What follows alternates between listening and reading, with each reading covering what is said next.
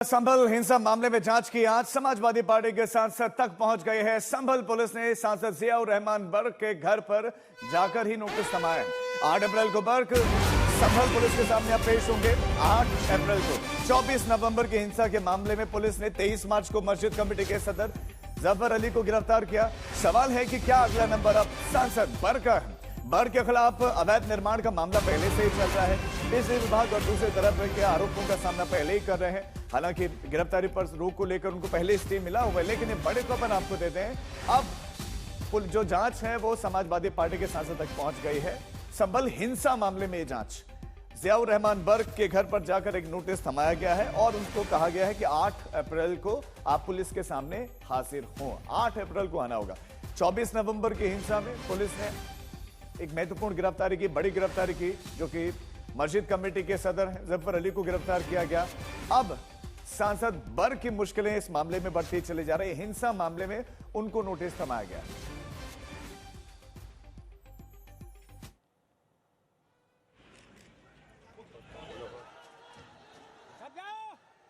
तो सांसद को दिल्ली में ही ये नोटिस दिया गया है और उनसे कहा गया कि इस मामले में आपसे पूछताछ भी करनी है। तो 8 अप्रैल को आप पुलिस के सामने आए और पुलिस बहुत सारे सवालों को लेकर उनके सामने बैठे कि उनके सामने ये सारे सवाल रखे जाएंगे। और दूसरे मामले भी हैं, चाहे वो अवैध कंस्ट्रक्शन से जुड़ा हुआ हो, बिजली बिलों से जुड़ा हुआ हो, वो मुश्किलों में है ही। और जियाउर रहमान बर्क से भी हमने खास बातचीत की है।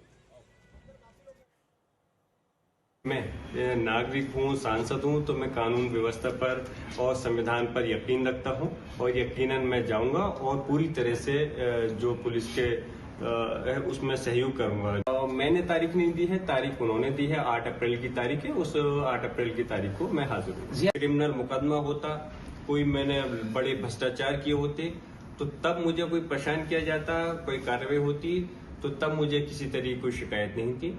लेकिन अफसोस ये है कि अपने लोगों की आवाज उठाने के लिए, उन पर हो रहे जुल्म ज्यादती के खिलाफ आवाज उठाने के लिए, अपने लोगों को हक और इंसाफ दिलाने के लिए, और जो इस प्रकार की गलत कार्रवाई की जा रही है उसके मैं खिलाफ हूँ। उस चीज की मुझे शिकायत है। इसी खबर पर हमारे संवाददाता आशुतोष मिश्रा ज्यादा जानकारी के साथ जुड़ गए हैं। आशुतोष, बर्क कह रहे हैं कि वो जाएंगे, वो कानून का पालन करेंगे, लेकिन हिंसा मामले में क्या क्या आरोप हैं, नोटिस में क्या क्या है, आप बताएं।